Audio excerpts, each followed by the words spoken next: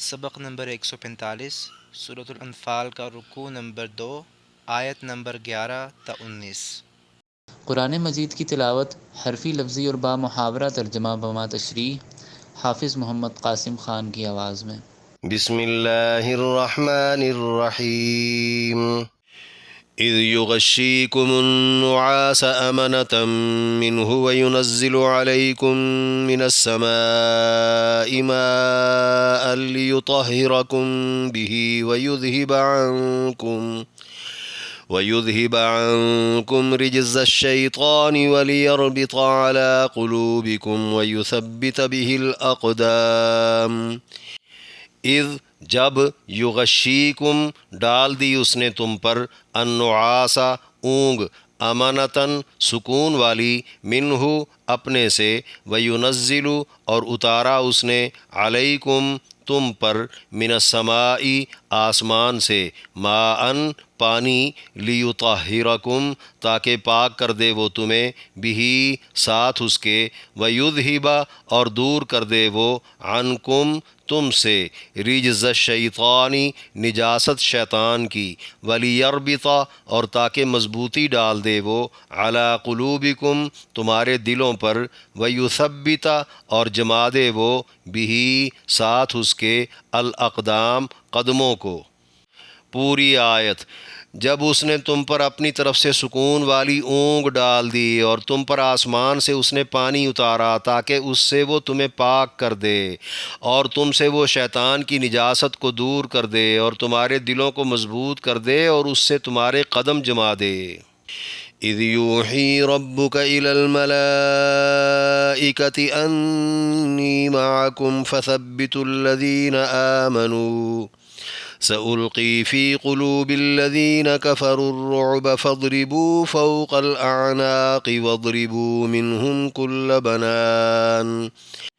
اذ یوحی جب وحی بھیجی ربو کا آپ کے رب نے الی الملائکتی فرشتوں کی طرف انی بے شک میں معکم تمہارے ساتھ ہوں فثبتوا قرار دو تم الذین ان لوگوں کو جو آمنو ایمان لائے سألقی عن قریب ڈال دوں گا میں فی قلوبی دلوں میں الذین ان لوگوں کے جو کفرو کافر ہوئے الرعب ہیبت فاضربوا سو مارو تم فوقا اوپر الاعناقی گردنوں کے واضربوا اور مارو تم منہم ان کے کل بنان ہر پورے پر۔ پوری آیت۔ جب آپ کے پروردگار نے فرشتوں کو وحی بھیجی بے شک میں تمہارے ساتھ ہوں تم انہیں قرار دو جو ایمان لائے میں ان کے دلوں میں روب ڈال دوں گا جو کافر ہوئے تم گردنوں پر مارو اور ان کے پورے پورے پر مارو۔ ذلك بأنهم شاقوا الله ورسوله ومن يشاقق الله ورسوله فإن الله شديد العقاب۔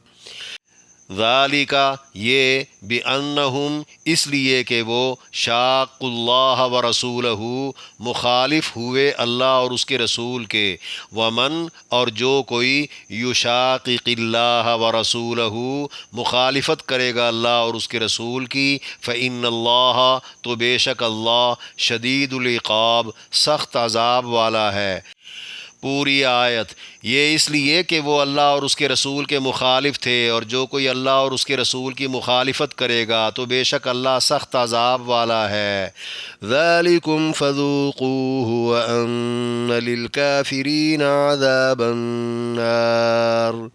ذالکم یہی ہے فذوقوہ سو چکھو تم اس کو وَأَنَّ لِلْكَافِرِينَ اور یہ کہ کافروں کے لیے عذاب النار عذاب ہے آگ کا۔ پوری آیت۔ یہ سزا تو تم بھگتو آگے کافروں کے لیے آگ کا عذاب ہے۔ یا ایہا الذین آمنوا اذا لقیتم الذین کفروا زحفا فلا تولوہم الادبار۔ یا ایہا الذین آمنوا اے ایمان والے لوگو اذا لقیتم جب سامنا کر لو تم الذین ان لوگوں کا جنہوں نے کفروا کفر کیا زحفن لڑنے کو، فلا تولوہم تو مت پھیرو تم الادبار پیٹھیں۔ پوری آیت: اے ایمان والو، جب تم جنگ میں کافروں کا سامنا کر لو تو پھر تم ان سے پیٹھ مت پھیرو۔ وَمَن يُوَلِّهِمْ يَوْمَئِذٍ دُبُرَهُ إِلَّا مُتَحَرِّفًا لِقِتَالٍ أَوْ مُتَحَيِّزًا إِلَى فِئَةٍ فقد باء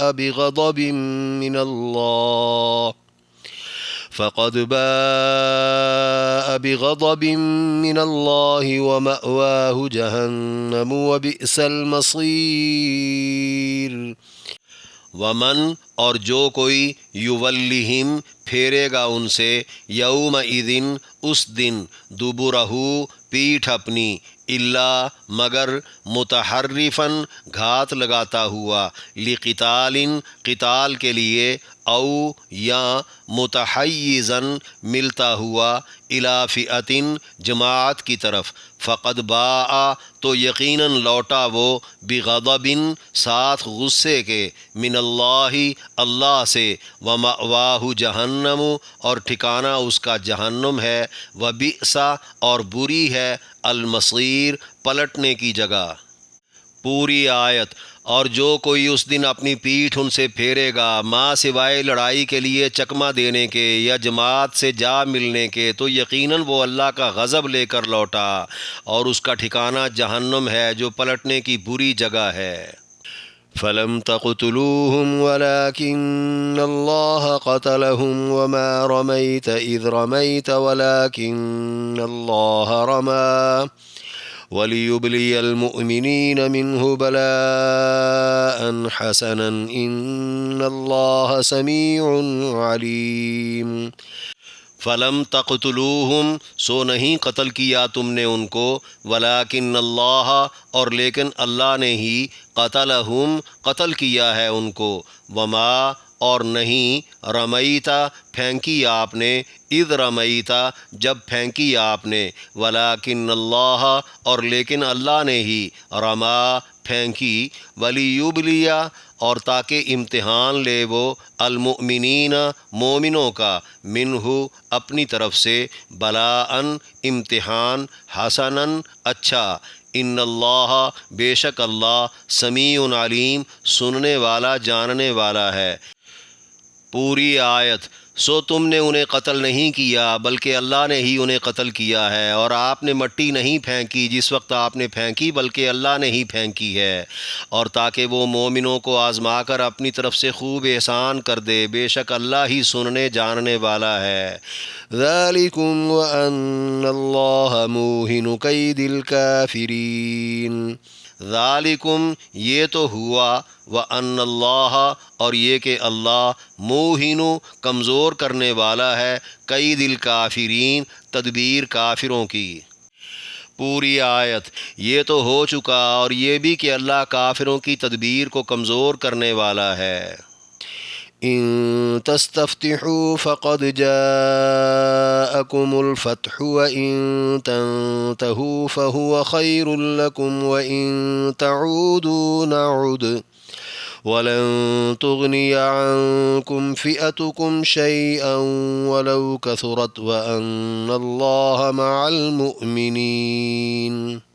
ان اگر تستفتحوا تم فیصلہ چاہتے تھے، فقد جاءکم تو یقیناً آ چکا تمہارے پاس، الفتح فیصلہ، وَإِن اور اگر تنتہو باز آ جاؤ تم، فہو تو وہ خیر بہتر ہے، لکم تمہارے لیے، وَإِن اور اگر تعودو پھر کرو گے تم، نعود ہم بھی پھر کریں گے، ولن اور ہرگز نہیں، تغنیہ کام آئے گا، عنکم تمہارے، فئتکم تمہارا جتھا، شیئاً کچھ بھی، ولو اگرچہ، کثرت کثرت ہو، وَأَنَّ اللَّهَ اور بے شک اللہ، مع المؤمنین ساتھ ہے ایمان والوں کے۔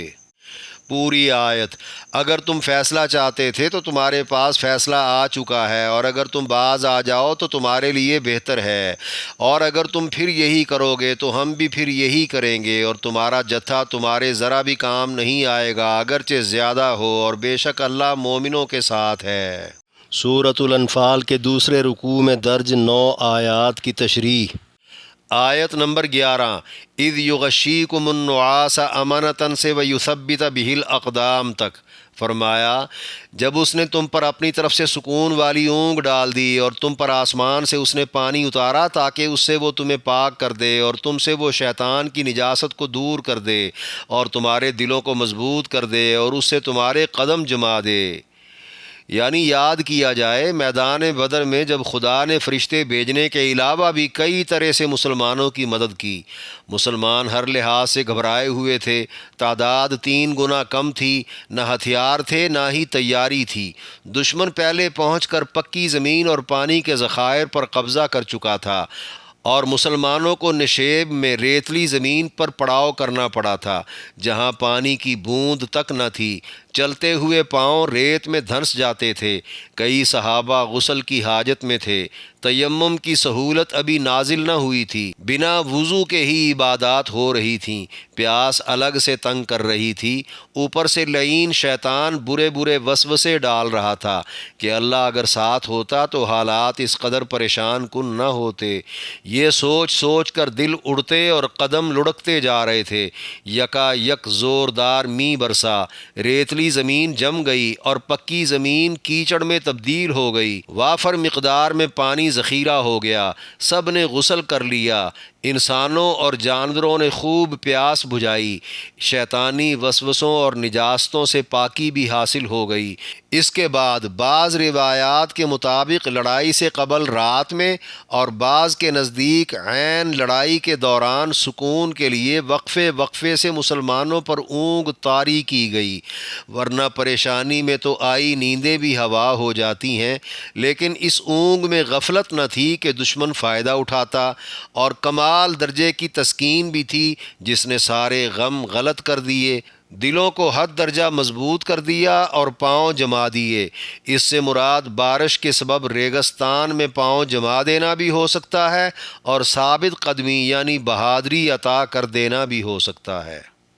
آیت نمبر 12، اذ یوحی ربک الی الملائکۃ سے وضربوا منہم کل بنان تک، فرمایا جب آپ کے پروردگار نے فرشتوں کو وحی بھیجی، بے شک میں تمہارے ساتھ ہوں، تم انہیں قرار دو جو ایمان لائے، میں ان کے دلوں میں رعب ڈال دوں گا جو کافر ہوئے، تم گردنوں پر مارو اور ان کے پورے پورے پر مارو۔ یعنی یہ بھی یاد رکھا جائے بدر میں مسلمانوں کی امداد یوں بھی تھی۔ براہ راست فرشتوں کو مخاطب کر کے اللہ نے کہا مسلمانوں کی مدد کرنے میں میں تمہارے ساتھ ہوں۔ یہ جملہ اللہ کی رضا و ارادے کی اہمیت کو واضح کر رہا ہے۔ آیت میں فرشتوں کے ذمہ 2 کام تھے۔ پہلا یہ کہ مسلمانوں کو قرار دیا جائے، بقول مفسرین اس سے مراد تعداد زیادہ ظاہر کرنا بھی ہو سکتا ہے اور دلوں میں بہادری کا خیال ڈال کر خوف ختم کرنا بھی ہو سکتا ہے۔ کافروں کے دلوں میں مسلمانوں کی دہشت پیدا کرنا اللہ نے اپنی طرف منسوب کیا کہ یہ کام میں خود کروں گا۔ بقول شاہ عبد القادر رحمہ اللہ، کافر کے دل سے فرشتے دور رہتے ہیں اس لیے۔ دوسرا، کافروں کی گردنوں اور ان کی انگلیوں کے پوروں پر مارنا فرشتوں کے ذمہ تھا۔ پوروں پر مارنا عربی زبان کا محاورہ ہے، مطلب یہ کہ جو بچ جائیں وہ ہاتھوں سے کام لینے کے قابل نہ رہیں۔ اکثر مفسرین نے اس جملے سے فرشتوں کو بھی قتال میں شامل سمجھا ہے۔ بحوالہ تفسیر در منصور اور تفسیر کبیر، بروایت ربیع بن انس رضی اللہ عنہ، بدر کے مقتولین میں سے فرشتوں کا مقتول اس طرح پہچانا جاتا تھا کہ اس کے جوڑ سیاہ ہوتے تھے جیسے آگ میں جلنے سے ہوتے ہیں۔ اس کے علاوہ دیگر روایات سے بھی فرشتوں کا قتال ثابت ہے۔ جو اس بات کے قائل نہیں وہ اس جملے کا یہ مطلب لیتے ہیں یہ خطاب فرشتوں کو نہیں تھا بلکہ فرشتے مسلمانوں کے دلوں میں کافروں کی گردنیں مارنے اور انگلیاں توڑنے کا خیال ڈالتے رہے، لیکن یہ آیت کی رفتار کے خلاف ہے۔ اس پورے واقعے میں ہر بات یاد دلانے کا مقصد یہ باور کروانا ہے کہ جب جنگ کے لیے گھروں سے نکالنے، جنگ کروانے سے جنگ جتوانے تک ہر جگہ قدرت کار فرما رہی ہو تو پھر جنگ میں حاصل شدہ مال بھی اللہ کا ہے، کسی اور کا نہیں، جس کا بیان سورت کے شروع میں تھا۔ اب وہ جسے چاہے جتنا چاہے مال غنیمت عطا کرے، اسی کے حکم پر سب کو آمین کہنا ہوگی۔ آیت نمبر 13-14 ذالک بأنہم شاقوا اللہ ورسولہ سے وأن للکافرین عذاب النار تک فرمایا یہ اس لیے کہ وہ اللہ اور اس کے رسول کے مخالف تھے، اور جو کوئی اللہ اور اس کے رسول کی مخالفت کرے گا تو بے شک اللہ سخت عذاب والا ہے۔ یعنی بدر میں کفار کا اسباب و وسائل کے باوجود جانی، مالی اور سیاسی نقصان جو ہوا، اس کا سبب اللہ اور اس کے رسول کے مقابلے میں آنا ہے۔ آئندہ بھی جو آئے گا اس کا یہی حشر ہوگا۔ بقول مفسرین اس آیت سے اللہ والوں کی مخالفت مراد ہے، جس کی سزا سخت ہے، دنیا میں ہو یا آخرت میں، یا دونوں جگہ بھی ہو سکتی ہے، جیسے بدر میں ہوئی، اور آخرت کی سزا باقی ہے۔ اگلی آیت میں فرمایا یہ سزا تو تم بھگتو، آگے کافروں کے لیے آگ کا عذاب ہے، یعنی قتل اور قید کی ذلت آمیز اور درد بھری سزا تو دنیا میں ہے، آخرت میں آگ کی سزا ہوگی، کیونکہ یہ کافر تھے بخلاف مسلمانوں کے۔ مسلمانوں کو جو تکلیفیں پہنچیں ایمان و اسلام کی برکت سے، وہ اخروی نجات اور راحت کا باعث بنیں گی۔ آیت نمبر 15 یا ایھا الذین آمنوا سے فلا تولوہم الادبار تک فرمایا اے ایمان والو، جب تم جنگ میں کافروں کا سامنا کر لو تو پھر تم ان سے پیٹھ مت پھیرو، یعنی مسلمانوں کو بھی چاہیے کہ وہ کفار سے جم کر لڑیں، کیونکہ جنگوں میں اللہ کی مدد اور فرشتوں کا نزول اہل اسلام کی نیک نیتی اور ثابت قدمی کے ساتھ ہی مشروط ہے۔ آیت میں لفظ لقیتم کا معنی باہم ملنا یا آمنا سامنا کرنا، اور لفظ زحفن کا لغوی معنی گھسٹتے ہوئے آگے کی طرف بڑھنا۔ میدان جنگ میں مد مقابل چونکہ تیز رفتاری سے آگے بڑھنے نہیں دیتا، اس لیے لشکر کا رفتہ رفتہ پیش قدمی کر کے باہم خلط ملط ہو جانے کو جنگ کہا گیا ہے۔ آیت کے مطابق جنگ میں پیٹھ پھیر کر بھاگنا ممنوع ہے۔ نبی علیہ السلام نے فرار کو حرام اور کبیرہ گناہ قرار دیا ہے۔ بحوالہ تفسیر مزری چاروں اماموں کا قول بھی یہی ہے، مگر سب کے نزدیک شرط یہ ہے کہ دشمن کی فوج کے مقابلے میں مسلمانوں کی فوج آدھی سے کم نہ ہو، وگرنہ احکام بدل جائیں گے۔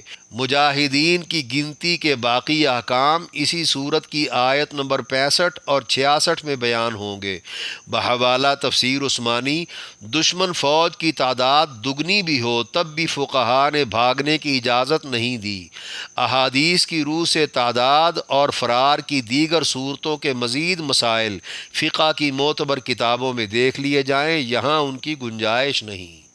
آیت نمبر 16 وَمَن يُوَلِّهِمْ يَوْمَئِذٍ دُبُرَهُ سے وَبِئْسَ الْمَصِيرُ تک فرمایا اور جو کوئی اس دن اپنی پیٹھ ان سے پھیرے گا ماں سوائے لڑائی کے لیے چکمہ دینے کے یا جماعت سے جا ملنے کے، تو یقیناً وہ اللہ کا غضب لے کر لوٹا، اور اس کا ٹھکانہ جہنم ہے جو پلٹنے کی بری جگہ ہے۔ یعنی جنگ کے دوران بد دل ہو کر بھاگنے کی تمام صورتیں ممنوع ہیں، البتہ جو فوجی گھات لگانے، پینترا بدلنے یا چکمہ دینے یا جگہ بدل کر لڑنے کی غرض سے پیچھے ہٹے گا، آیت میں ان تمام صورتوں کو متحرف کہا گیا ہے۔ حرف کا معنی کسی ایک طرف ہونے کے ہے۔ اسی طرح جو فوجی خطرناک حد تک آگے چلا گیا پھر واپس مرکزی جماعت میں شامل ہونے کے لیے پیچھے ہٹے گا، آیت میں اسے متحیز کہا گیا ہے، جس کا معنی ضم ہونے اور ملنے کے ہیں۔ ان دو قسموں کے علاوہ باقی تمام بھاگنے والوں پر اللہ کا غضب ہوگا اور وہ جہنم میں جائیں گے، مگر یہ گناہ بھی دیگر کبیرہ گناہوں کی طرح توبہ کرنے سے معاف ہو جائے گا، جیسے احد اور حنین کی جنگوں میں بھاگنے والوں کا گناہ معاف ہو گیا تھا۔ آیت نمبر 17-18 فَلَمْ تَقْتُلُوهُمْ سے وَأَنَّ اللَّهَ مُوهِنُ كَيْدِ الْكَافِرِينَ تک فرمایا سو تم نے انہیں قتل نہیں کیا بلکہ اللہ نے ہی انہیں قتل کیا ہے، اور آپ نے مٹی نہیں پھینکی جس وقت آپ نے پھینکی بلکہ اللہ نے ہی پھینکی ہے، اور تاکہ وہ مومنوں کو آزما کر اپنی طرف سے خوب احسان کر دے، بے شک اللہ ہی سننے جاننے والا ہے۔ یعنی بدر کی فتح میں کسی کا کوئی کمال کارنامہ نہیں، شروع سے آخر تک دست قدرت کار فرما رہا۔ مسلمان جو پہلے حد درجہ پریشان اور مایوس دکھائی دے رہے تھے، فتح کے بعد اپنی خوبیاں بیان کرنے لگے تو فرمایا ایسے حالات نہ تھے کہ مٹھی بھر نہتے مسلمان ایک طاقتور، منظم اور مسلح لشکر کو شکست فاش دیتے۔ یہ سارا کام خدا نے ہی کیا ہے، صفت تو خدا کی ہونی چاہیے۔ حتیٰ کہ نبی علیہ السلام نے اپنے ہاتھ سے دشمن کی طرف جو مٹی پھینکی تھی، بمطابق روایات گھمسان کی جنگ شروع ہوئی تو جبریل امین نے بحکم خدا عرض کیا، یا رسول اللہ صلی اللہ علیہ وسلم، اپنے دست مبارک سے مٹی اٹھا کر پھینک دیجئے۔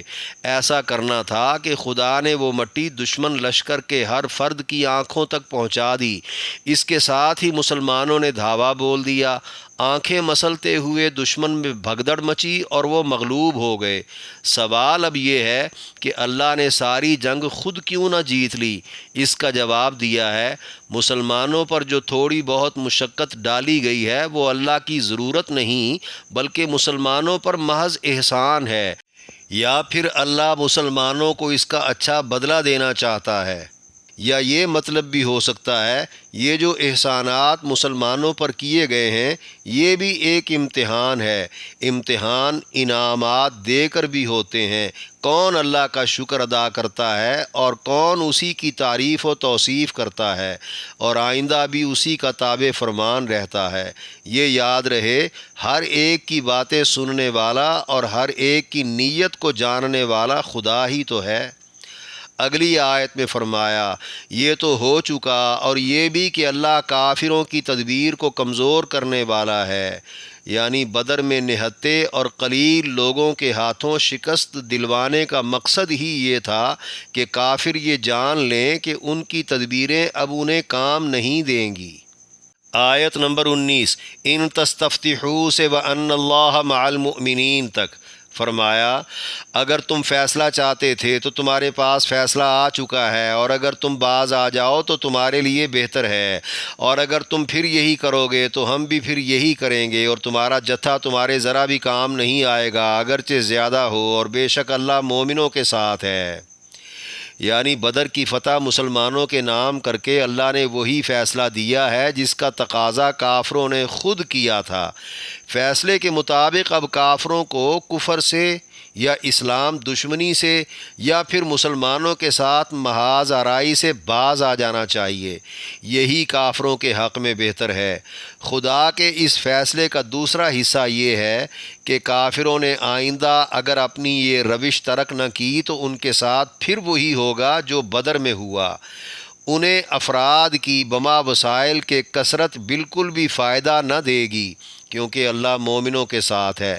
بقول مفسرین، کافروں نے مکہ سے بدر کی طرف روانگی سے قبل غلاف کعبہ پکڑ کر فتح کے لیے دعا مانگتے ہوئے یوں کہا تھا کہ خدایا دونوں لشکروں میں سے افضل کو اور سچے دین والوں کو غالب کر دے۔ یہ خیال تو ان کا اپنے بارے میں تھا، مگر اللہ نے فتح مسلمانوں کو عطا کر کے یہ آیت نازل فرما دی۔ بقول حضرت ابی بن کعب رضی اللہ عنہ، اس آیت کے مخاطب کفار نہیں بلکہ مسلمان ہیں۔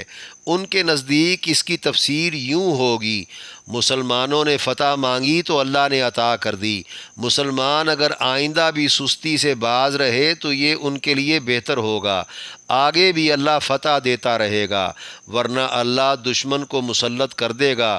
اس وقت پھر افراد کی بما وسائل کے کثرت مسلمانوں کو فائدہ نہ دے گی، کیونکہ اللہ سچے مسلمانوں کا ساتھ دیتا ہے۔